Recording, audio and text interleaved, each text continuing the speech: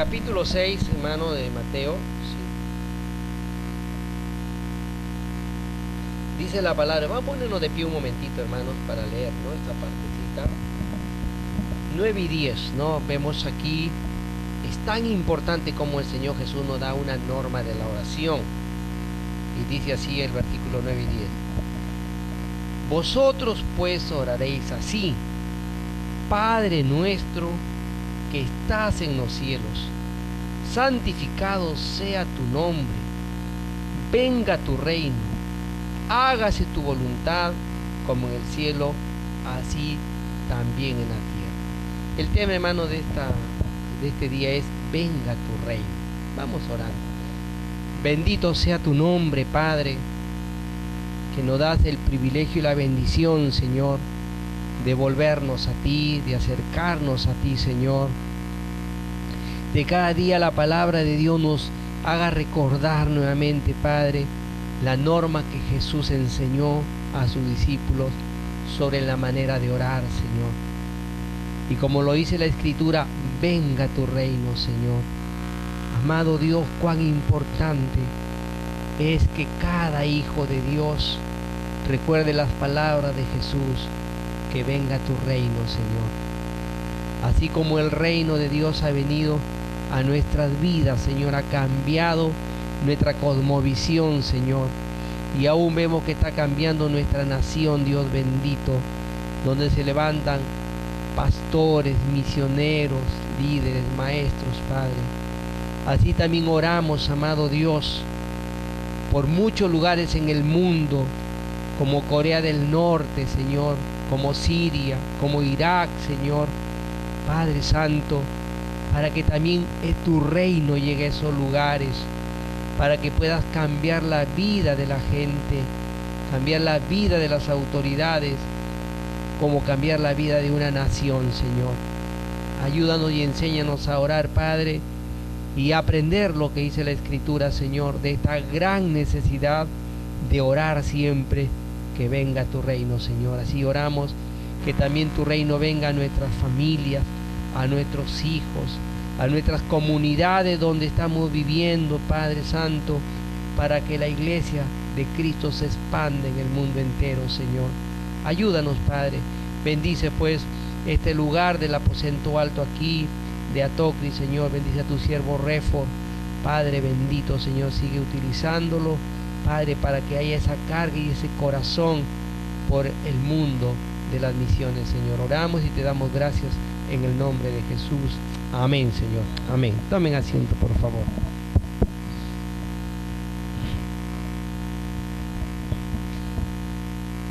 Muy bien. Recuerdo hace ya unos meses atrás vine y estuve compartiendo sobre una carga que tuvo Nehemías sobre Judá. Pero aquí, hermanos, en esta norma, en este libro de Mateo, vemos algo bastante importante, hermanos, un principio muy fundamental para la fe cristiana, que el Señor Jesús enseña a orar a sus discípulos, ¿no? Y aquí cuando dice la Biblia: venga tu reino, entonces de pronto en nuestra mente viene lo que significa un reino, ¿cierto? Un reino es una esfera de una forma de gobierno, ¿no? Donde en el caso del modelo de Jesús es el reino de Dios, hermano, ¿no? Es el reino de Dios y cómo se mueve el Señor en su reino, hermanos. Pero lo importante aquí en esto, venga tu reino, si me permiten, en el capítulo 4, 17, encontramos aquí, en estos principios, ¿no? Versículo 17 dice: desde entonces comenzó Jesús a predicar y a decir: arrepentíos, porque el reino de los cielos se ha acercado. Entonces, cuando hablamos de reino, hermano, hablamos de esta esfera de gobierno de Dios, cómo Dios gobierna en el mundo. Y aquí vemos que el personaje principal del reino es la persona de Jesucristo. Amén, hermanos. Es la persona de Cristo. Y cuando Cristo viene, Él dice: porque el reino de los cielos se ha acercado. y dice arrepentíos. Entonces aquí es un tema muy importante, hermanos, porque el Señor Jesús viene a producir un cambio en el mundo, un cambio en la gente. Sabemos que las personas están muertos, separados de Dios, muertos en sus delitos y pecados, como dice el libro de Efesios. Entonces Jesús viene a traer un cambio, un arrepentimiento, no que la gente se vuelva a Dios nuevamente, no, por eso dice venga tu reino. Y si nosotros nos ponemos a pensar, la amplitud del reino de Dios es tan amplio, hermano, ¿no? Muchos temas dentro del reino de Dios, y acá uno de los temas de su predicación era sobre el arrepentimiento. Ahora, si nosotros vamos a ver algunos personajes, podemos recordar Nicodemo, como dice la palabra de Dios, ¿no? Jesús dice que estaba y Nicodemo vino de noche porque se quedaba maravillado de las cosas que Jesús hacía, pero la Biblia nos dice que Nicodemo era un principal, era una persona que conocía la ley de Dios, que tenía conocimiento de la ley de Dios, pero no había tenido un cambio, ¿no? Entonces Jesús le dijo, de cierto te digo, que si no naces de nuevo, no puedes ver el reino de Dios. Entonces, hermano, Jesús en su oración fue algo muy claro, la necesidad que el reino de Dios venga. Así que Nicodemo recibió el mensaje de Dios y él vuelve nuevamente a hacerle la pregunta, ¿cómo puedo nacer siendo viejo? ¿Puede acaso entrar por segunda vez en el vientre de mi madre y nacer? Y Jesús le vuelve a decir, de cierto, si no naces del agua y del espíritu, no puedes entrar en el reino de Dios. Lo que es nacido de la carne, carne es, y lo que es nacido del espíritu, espíritu es. Es decir, está hablando, hermano, de un cambio, ¿no? De un cambio de vida. No solamente podemos ver de Nicodemo, podemos ver de la mujer samaritana, podemos ver de otros personajes más, pero lo importante, hermano, la reflexión es sobre el tema de la manera como Dios se manifiesta en este mundo, su gobierno. Y esta necesidad dice, venga tu reino. Ahora, hermanos, nosotros podemos ver que en el mismo libro de Mateo surge una lucecita tan importante. Si me permiten ir brevemente al libro de Mateo capítulo 16, ¿no?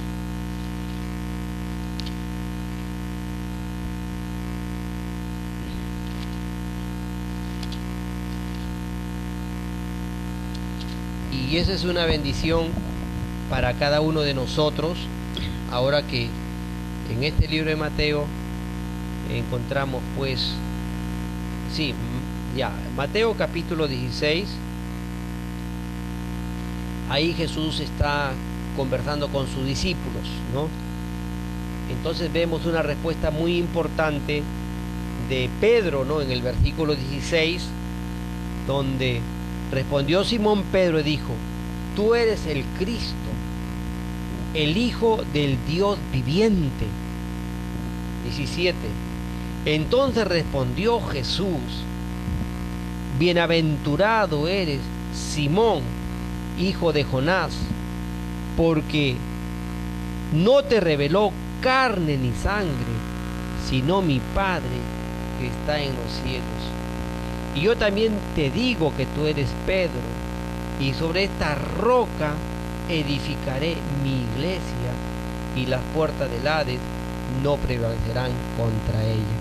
Entonces, hermano, dentro de la esfera del reino de Dios, es muy importante aquí, de esa manifestación y esa revelación que tiene Pedro, porque dice que no te lo reveló carne ni sangre, sino le reveló nuestro Padre Celestial por la persona de Cristo. Tú eres el Cristo, el Hijo del Dios viviente. Qué importante, hermano, mencionar el nombre de Jesucristo, ¿verdad? ¿No? Como dice el libro de Efesios, ¿no? Toda lengua confesará que Jesús es el Señor, para la gloria de Dios Padre. Hoy vemos Pedro aquí en esta expresión. Pero lo importante, hermano, que aquí hay una lucecita muy importante sobre la iglesia, ¿no? Y las puertas del Hades no prevalecerán contra la iglesia, hermano. O sea, nosotros, gracias a Dios, hermanos, entendemos la manera como Dios hoy día se mueve en este mundo por su iglesia, ¿no? Por su iglesia, porque las puertas del Hades no van a prevalecer contra su iglesia. Pero dentro de la esfera del reino de Dios, también, hermanos, tenemos que tener un conocimiento del antirreino, ¿no? El que está en contra del reino de Dios, para estar preparados. Y esto, hermano, quiero animarles en el libro de Efesios, ¿no? Y eso quiero que seamos conscientes. La iglesia en el mundo está trabajando, está haciendo la obra de Dios. Hombres que han permitido que dentro de la esfera del reino, hay una forma de gobierno y de autoridad. Y esa autoridad es Dios mismo, pero expresado en la persona de Cristo. Cristo como cabeza de la iglesia, la autoridad de la iglesia, hermanos. Entonces, qué importante que todo creyente, cuando se somete al Señor, cuando sabe cómo trabaja el Señor, entonces, hermanos, se van a disipar la fuerza de las tinieblas. Y por eso que el apóstol Pablo aquí nos escribe en esta carta, para que los cristianos no bajemos la guardia, no nos descuidemos, estemos vigilantes, estemos sobrios, estemos en esa pasión y en esa comunión con nuestro Señor. Y yo doy gracias a Dios de, al menos en lugares donde yo he ido, muchos lugares, la verdad, no encuentro un lugar donde se ora por muchos países como un atoque. Cada vez que vengo acá, la verdad en mi corazón digo, se ora por Irak, por Corea, por Somalia y por muchos pueblos que uno ni conoce. Pero la verdad, hermano, para mí es una bendición de Dios. Yo he venido la semana pasada, me he ido al Cusco. Y del Cusco me he ido a 10 horas del Cusco en un combi y en unas camionetas, nos dio 4 pastores. Me he ido con el hermano Alberto Lee, un hermano coreano. Y nos hemos ido a un lugar que se llama Ñahuinya. Ñahuinya es un lugar que está a 4100 sobre el nivel del mar. Un lugar muy frío, hermanos, ¿no? Y tiene más o menos 3000 personas ahí. Es un pueblo muy pobre, hermanos. Un pueblo donde, gracias a Dios, al contacto, no sé si lo conocerán al pastor Justo Berríos, él les dio el contacto en el Cusco. Y con él hemos ido a ese lugar, hermanos, a 8, 10 horas. Bastante frío. Ahí se tiran los pellejos para tirar a dormir encima de los pellejos. Un frío intenso, hermanos. Hay bastante pobreza. Pero este hombre, hermanos, ha trabajado con muchas comunidades de esos lugares. Ese día han venido con un promedio de 300 personas. Se bautizaron 17 hermanos y se casaron 5 parejas. Y se mataron 2 toros, hermano, ¿no? 2 toros se mataron ahí, hermano. La verdad, ha habido carne en abundancia. Tremendo, hermano. Una tremenda fiesta. Pero el pastor nos llevó allá porque queríamos, porque ya están un poquito que adolecen de la doctrina, de la enseñanza. Entonces hemos ido los pastores, cada uno manejando temas. Y ahí me tocó hablar mucho sobre el arrepentimiento, ¿no? Y me dio la oportunidad de compartir un testimonio sobre mi vida.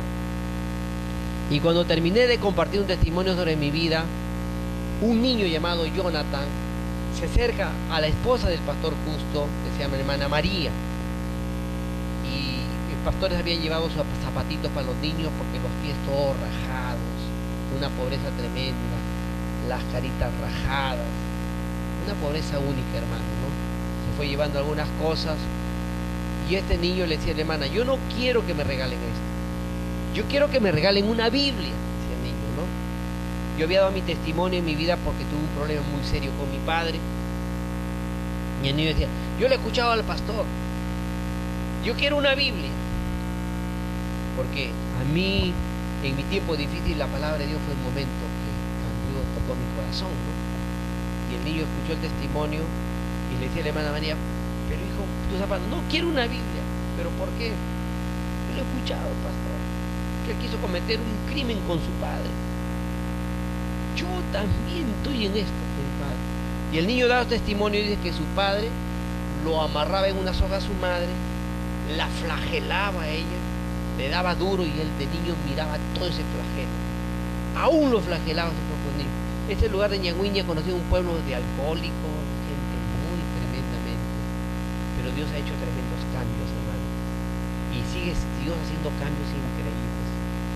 Hace ya meses atrás también se fueron un grupo de hermanos y se bautizaron 40 hermanos en ese lugar. Pero es un lugar, pues el río es helado, frío. Pero gracias a Dios, ahí el pastor Justo, grupo de hermanos, están haciendo la tremenda obra de Dios, hermanos, ¿no? Entonces yo les comparto, hermanos, porque Dios ha permitido también mirar esa tremenda necesidad, orando a Dios, como digo, porque también en el Perú hay lugares que necesitan también el Evangelio, muy lejos. Humanamente no quisiera regresar, porque es mucho frío, estás mal de la garganta, el cuerpo y todo un malestar, porque es un frío intenso, hermano. Pero cuando uno ve la gente que recibe a Cristo, que la gente hace arreglo de sus vidas, cuando vemos que las personas se bautizan, casan, entonces te olvidas de tu malestar y te olvidas del frío, hermano, ¿no? Dios por eso en este caso mueve tu corazón por la gran necesidad que hay. Entonces, hermano, yo les animo también, aquí el apóstol Pablo, cuando habla también, hermano, de la vida cristiana, mira mucho la necesidad de que algo que no debemos descuidar nosotros para que avance el reino de Dios. En el capítulo 6, hermano, quiero ver brevemente, ¿no? Una de las cosas que el apóstol Pablo enseña a la iglesia, hermanos, y mira a la iglesia como un guerrero, así, como alguien que está en guerra, ¿no?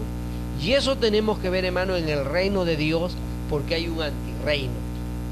Y aquí lo define la Biblia bien claro, ¿no? Y es por eso que los cristianos no debemos bajar la guardia. Y si hay mucho tiempo para doblar rodillas y mucho tiempo para clamar, como está haciendo acá por muchos pueblos, por muchos países, estoy seguro, hermanos, que esas oraciones son como un incienso a la presencia de Dios. Dice el versículo 10: por lo demás, hermanos míos, fortaleceos en el Señor y en el poder de su fuerza, vestido de toda la armadura de Dios, para que podáis estar firme contra las acechanzas del diablo. ¿Quién le dice a la iglesia, hermanos? Pablo dice a la iglesia: fortalezcas en el Señor.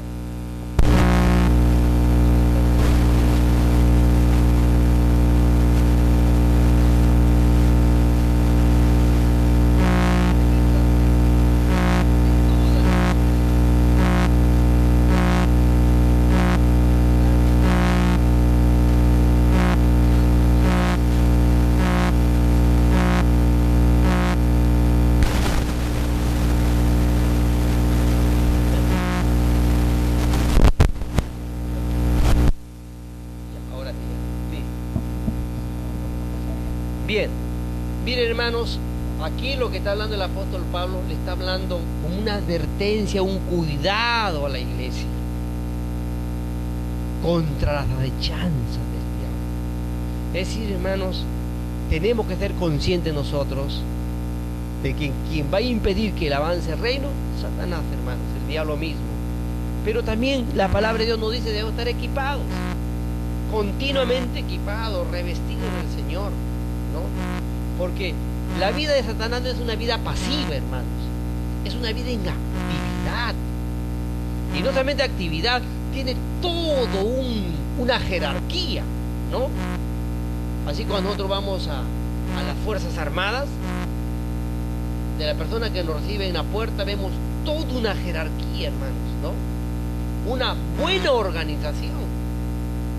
Y Satanás está organizado hasta los dientes, hermanos. Y acá lo define bien claramente la palabra de Dios en el versículo 11, ¿no? Él lo dice, porque no tenemos lucha contra carne, contra sangre y carne, sino contra principados, contra potestades, contra los gobernadores de las tinieblas de este siglo, contra huestes espirituales de maldad en las regiones celestes. Por tanto, tomad toda la armadura de Dios para que podáis resistir en el día malo y habiendo acabado todo, seguir, ¿qué dice? Firmes, hermano. Entonces, hermano, es muy importante esto. Es importante cuando la iglesia ora, cuando la iglesia clama a Dios, cuando la iglesia está vigilante, cuando la iglesia está orando por los misioneros, orando por los pastores, orando por los líderes, hermanos, porque es una guerra espiritual la que se vive, hermanos, ¿no? Y aquí lo va definiendo ya con más claridad el apóstol Pablo a partir del versículo 14. Está pues firme y ceñido vuestros lomos con la verdad. Para eso tenemos la bendita palabra de Dios. Vestidos con la coraza de justicia. Qué importante. Calzar los pies con el apresto del evangelio de la paz. Sobre todo tomad el escudo de la fe, que podáis apagar todos los dardos del fuego del maligno. O sea, esa actividad satánica es fortísima, ¿no? Todos los dardos del fuego del maligno. Ustedes ven en las iglesias a veces tantos problemas hay porque a veces nos descuidamos, hermanos, de la oración y también del avance de la obra de Dios. Y dejamos que ahí se comience a ver. Cuando no estamos haciendo el evangelismo, estamos ahí en el avance de la obra de Dios, entonces la iglesia se llena de problemas, ¿no? Satanás usa de alguna manera para distraernos de las cosas tan importantes que Dios nos ha dado de cumplir la gran comisión. Entonces, hermano, es muy importante ver todo esto. Y algo a mí que me impresiona muchísimo, ¿no? Dice, tomad el yelmo de la salvación y la espada del Espíritu, que es la palabra de Dios. Por eso, hermano, es muy importante la norma, la palabra de Dios. Venía en un taxi conversando con un señor de Juan Cubas, años en la vida cristiana, con problemas por todos lados, de un corte pentecostal. Yo le digo, varón, mira, le digo, hermano, lo importante, no descuides tu herramienta, la palabra de Dios. Me hablaba de Benny Hinn, de todas estas cosas. Digo, no tomes leche aguada, le dije, no recibas leche adulterada. Lee la palabra de Dios, hermano, porque la palabra de Dios te va a revelar con claridad sus verdades. Porque tú escuchas por allá, por acá, y estás confundido, ¿no? Es la palabra de Dios tu norma, tu principio.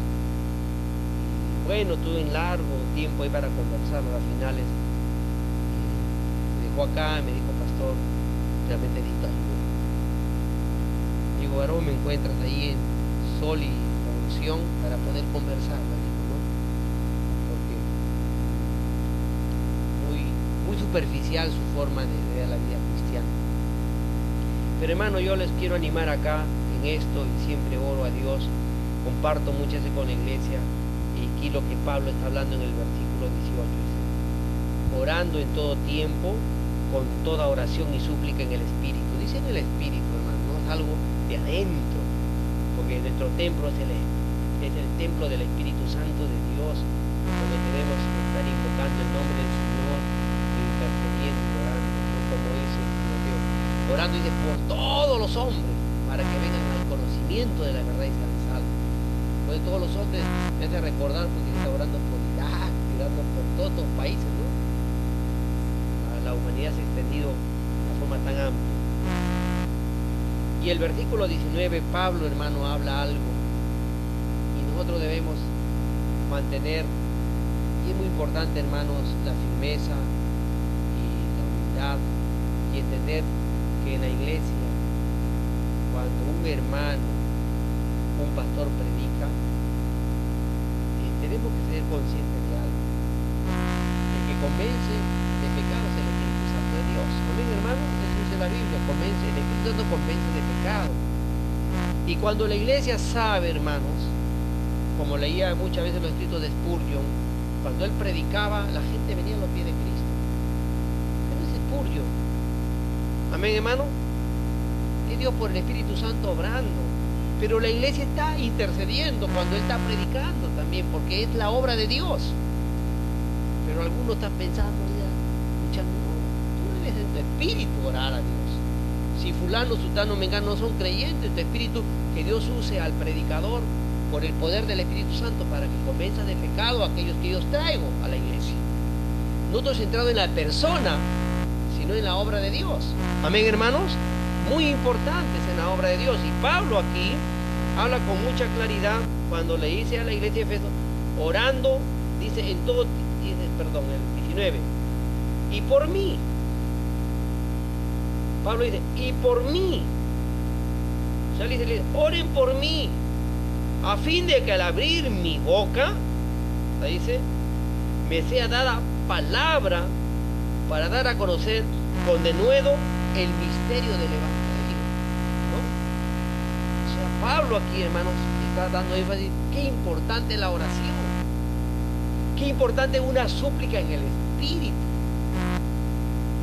qué importante, hermanos, Pablo en su corazón decir, iglesia, oren por mí.